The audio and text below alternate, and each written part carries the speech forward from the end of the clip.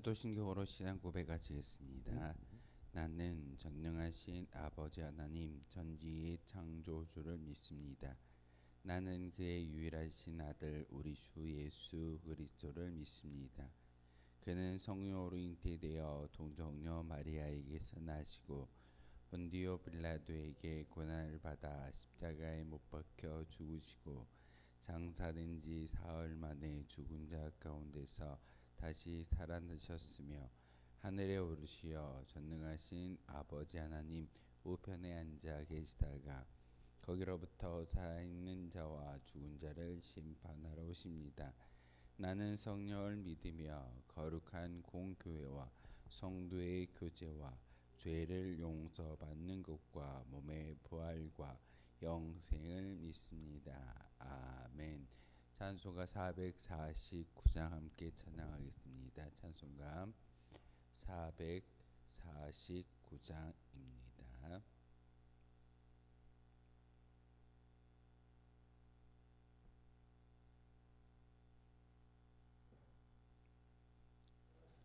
찬송가 449장입니다.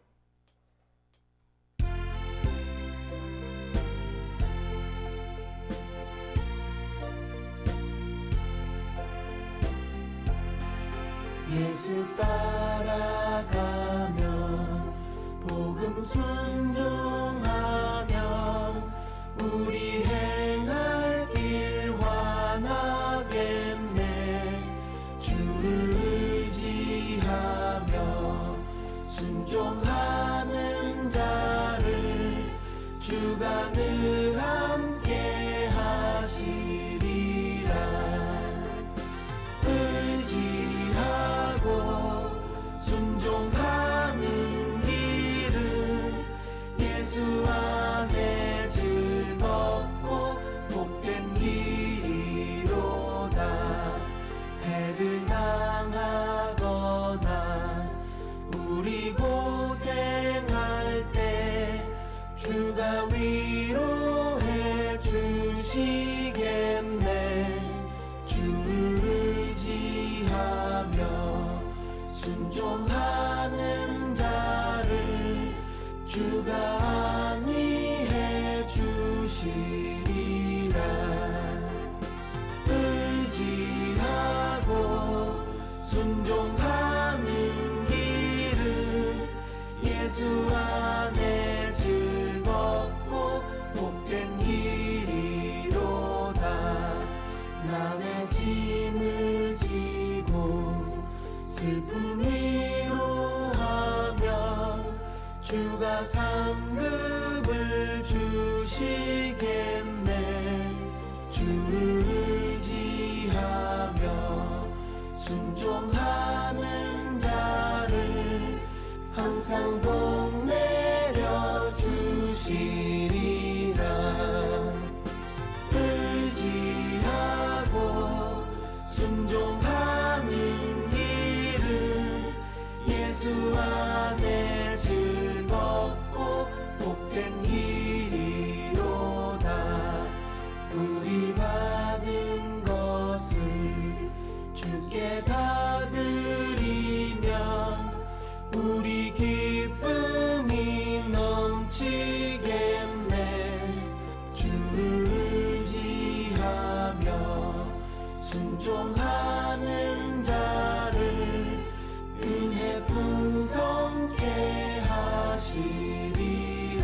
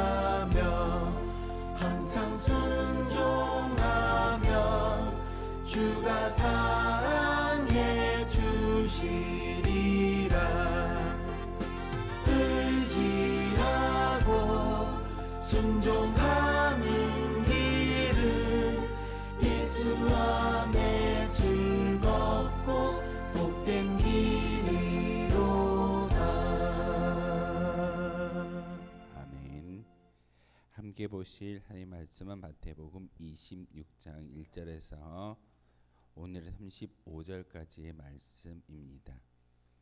마태복음 26장 1절에서 35절까지의 말씀 한 절씩 교독으로 의 말씀 받들어 읽도록 하겠습니다. 마태복음 26장 1절에서 35절까지의 말씀입니다. 예수께서 이 말씀을 다 마치시고 제자들에게 이르시되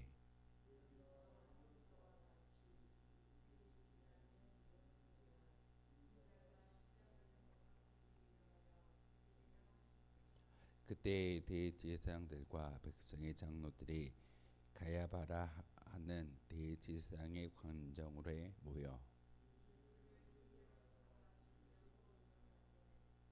말하기를 밀란이 날까 하노니 명절에는 하지 말자 하더라.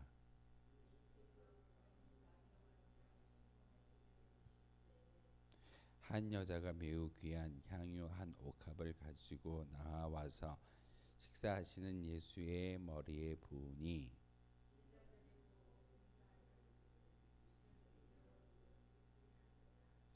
이것을 비싼 값에 팔아 가난한 자들에게 줄 수 있었겠도다 하거늘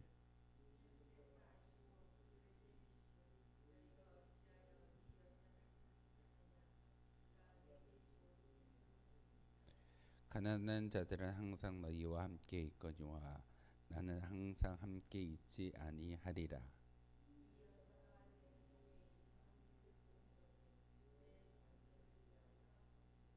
내가 진실로 너희에게 이르노니 온 천하에 어디서든지 이 복음이 전파되는 곳에서는 이 여자가 행한 일도 말하여 그를 기억하리라 하시니라.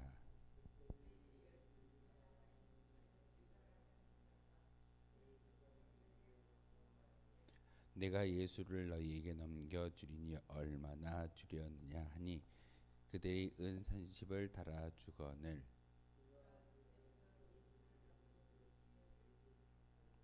무교절의 첫날에 제자들이 예수께 나와서 이때 유월절 음식 잡수실 것을 우리가 어디서 준비하기를 원하시나이까.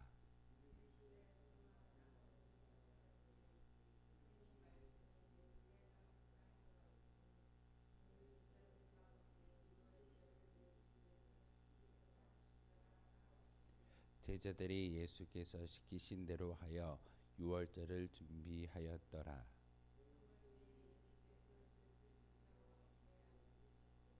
그들이 먹을 때에 이르시되 내가 진실로 너희에게 이르노니 너희 중에 한 사람이 나를 팔리라 하시니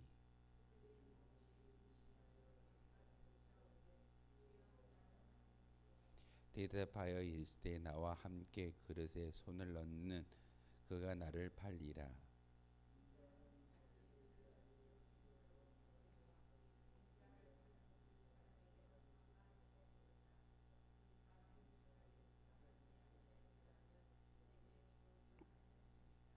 예수를 파는 유다가 대답하여 이르되 라비여 나는 아니지요. 대답하시되 내가 말하였도다 하시니라.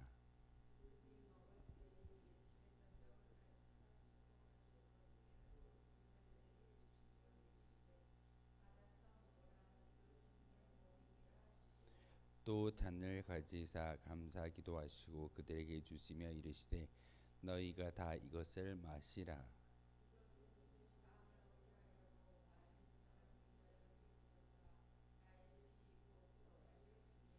그러나 너희에게 이르노니 내가 포도나무에서 난 것을 이제부터 내 아버지의 나라에서 새 것으로 너희와 함께 마시는 날까지 마시지 아니하리라 하시니라.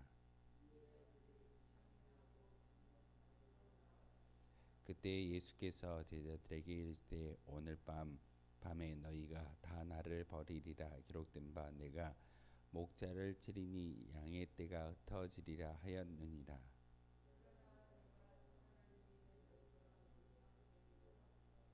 베드로가 대답하여 이르되 모두 주를 버릴지라도 나는 결코 버리지 않겠나이다.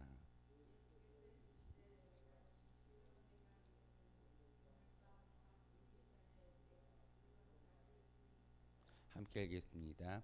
베드로가 이르되 내가 주와 함께 죽을지언정 주를 부인하지 않겠나이다 하고 모든 제자도 그와 같이 말하니라.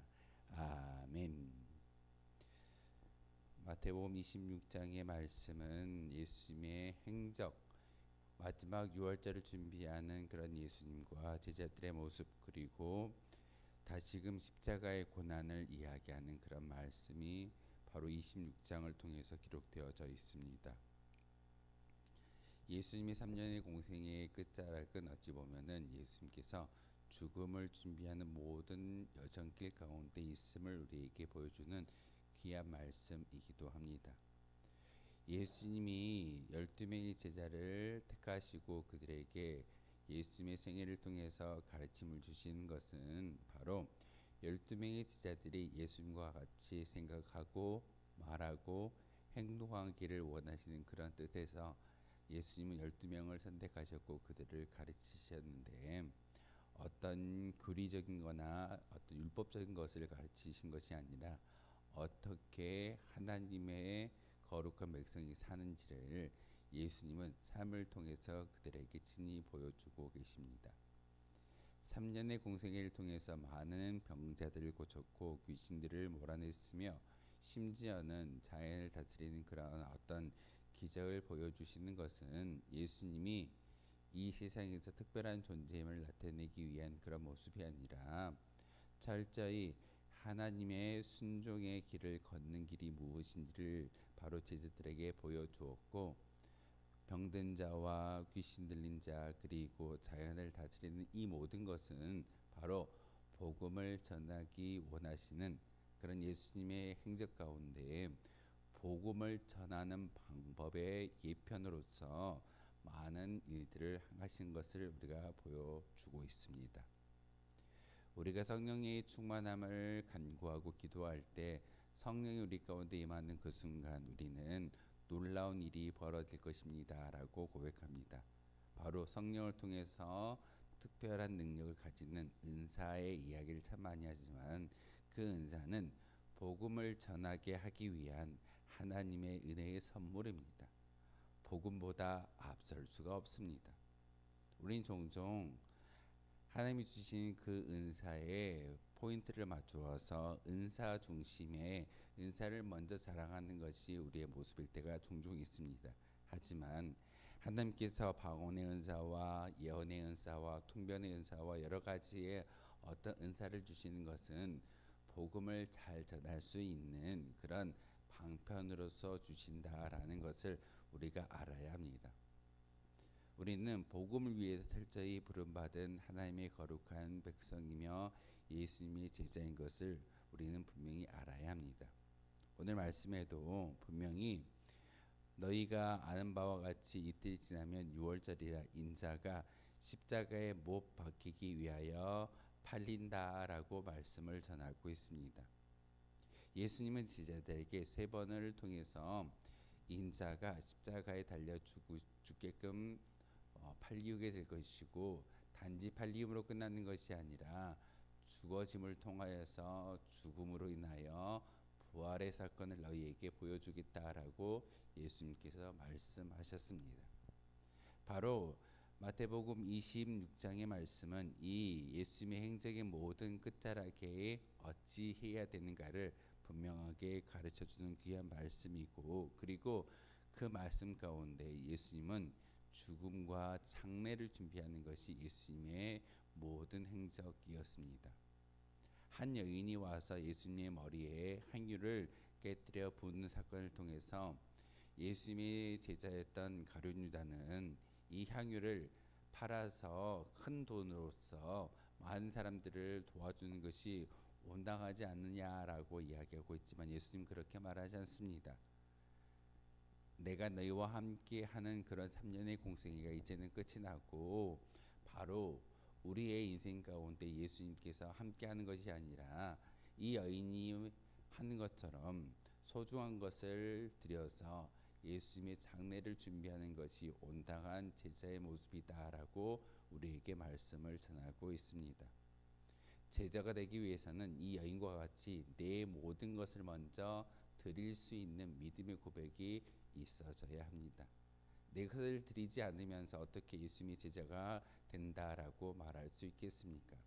오늘 예수님은 바로 이 여인의 옷값을 깨뜨리는 그 사건은 단지 하나의 사건으로 말하는 것이 아니라 진정한 제자의 기준을 이 여인을 통해서 보여주고 있다는 사실입니다.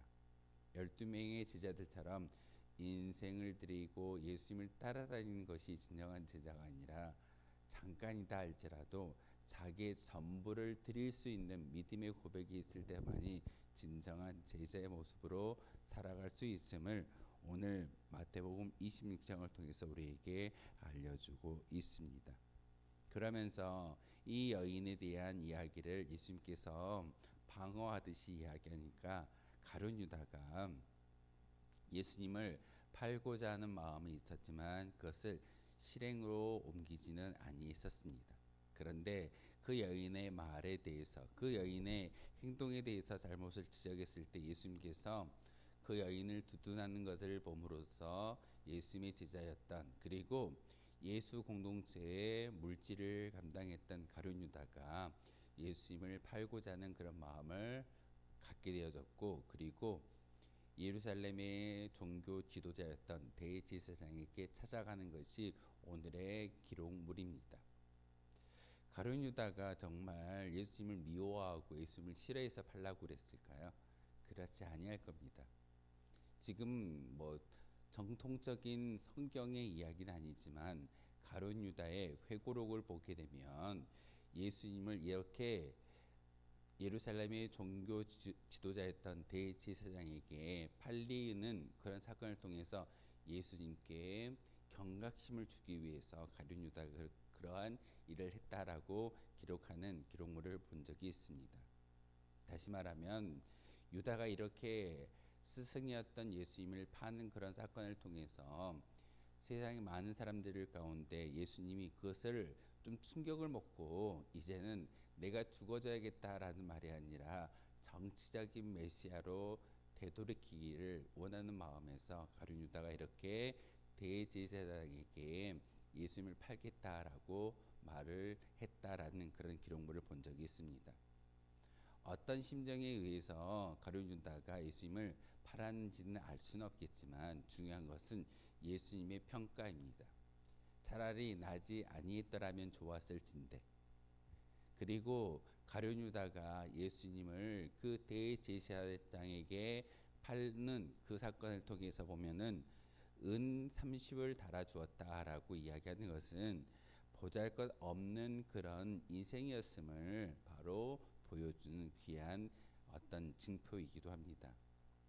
은 30에 바로 요셉이 팔리는 것을 보게 되어집니다. 예수님도 은 30에 대제사장에게 팔림으로써 한 사람, 어찌 보면은 보잘것없는 그런 한 노예와도 같은 그런 값어치 가운데 예수님이 팔리오는 것을 볼 수가 있습니다. 우리의 인생은 다를까요? 우리는 어찌 보면은 예수님도 은 30에 팔리었는데 우리의 인생의 가치를 사람들이 평가한다면 바로 은 30보다 더 낮은 무가치한 자로 우리를 볼 수밖에 없을 겁니다. 심지어는 우리가 살아가는 지금 21세기 가운데 우리의 인생은 바로 이 세상이 돌아가고 움직이는 도구에 불과하다라고 여기는 그런 많은 사람들이 있습니다. 대기업 재벌의 총수들이 그 직원들을 바라볼 때 정말 사람으로 볼까요? 인격체로 보고 그들을 존경할까요? 그러지 아니할 겁니다. 자기 회사를 경영하고 그 회사를 움직이는데 하나의 도구로 여기는 것이 그런 대기업의 총수들의 마음인 것입니다. 이처럼 무가치한 자로 우리를 바라보겠지만 하나님은 우리를 무가치한 자로 보지 아니하시고 결국 바로 만찬을 통해서 예수님이 마지막 유월절의 그 사건을 제자들과 함께함을 통하여서 귀한 은혜를 주신다라는 것이 예수님의 목적입니다. 잔을 나누고 떡을 떼고 예수 공동체를 이야기하는 것은 우리를 다시금 하나님이 귀한 다리로 초청하여 주시는 예수님의 말씀이기도 합니다. 세상은 우리를 도구로 보겠지만 하나님은 우리를 도구로 보는 것이 아니라 하나님의 구원받아야 할 귀한 존재인 것을 오늘 말씀을 통해서 알게 하셨습니다. 근데 중요한 것은 바로 이 만찬을 준비하기 이전에 바로 예수님이 빨리 올 것을 이야기합니다. 내가 얼마 있지 않냐 하면 너희들을 통해서 내가 팔리게 될 건데 그 팔리는 그 모습을 통해서 내가 죽어지고 부활하게 될 것이고 심지어는 부활한 그 모습을 통해서 내가 너희들보다 먼저 갈릴리에 가서 너희들을 기다리고 있겠다라고 예수님께서 예언의 말씀을 주고 있습니다. 제자들이 그 말씀을 듣고 어떻게 하던가요? 예수님, 저는 안 있지요. 심지어는 예수님을 팔았던 가룟 유다도 이와 같은 말을 하고 있습니다. 저는 아니지요. 인정하는 것이 아니라 오히려 부정함을 통하여서 순전하고 하나님의 귀한 백성인 것을 많은 사람들에게 보여주고 있습니다. 하지만 예수님은 분명하게 이야기하십니다. 나를 버리고 너희들은 떠날 것이다. 오늘 예수님이 바로 그 말에 대해서 이야기하는 것은 우리의 모습이기도 합니다. 연약한 모습을 가진 백성들이기에 제자들이기에 예수님이 고난을 당하시고 어려움이 있었을 때 예수님 곁을 지키는 것이 아니라 예수님을 떠나는 것이 우리의 모습일 때도 있습니다. 그러면 우리는 항변합니다. 저는 아닙니다. 저는 믿음을 지키겠습니다. 저는 말씀을 따르겠습니다.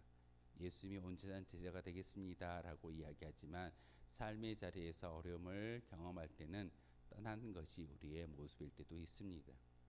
예수님의 수제자였던 베드로에게 내가 닭 울기 전에 3번 나를 부인한다라는 말씀을 통해서 우리에게 들려주시는 귀한 말씀은 베드로가 실수함에 이야기하는 것이 아니라 이렇게 인간의 연약함을 말하는 예수님의 음성이기도 합니다. 우리는 믿음을 자신해서는 안 됩니다. 어떠한 직분이 믿음을 담보할 수는 없습니다. 목회자이거나 교회 안에서 장로로서 권사로서 또 안수집사와 집사 성도라는 이름을 가지고 나아가지만 그것이 우리의 믿음을 담보하지는 않습니다.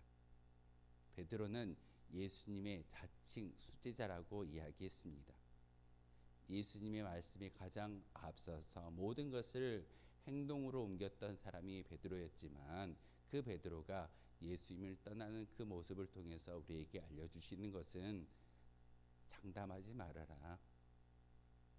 오래 교회를 다녔기 때문에 말씀을 많이 알기 때문에 믿음을 담보하는 것이 아니라 그 믿음마저도 하나님께서 우리에게 담보하시고 은혜를 주실 때만이 진정한 구원이 우리에게 임하여진다라는 말씀이기도 합니다.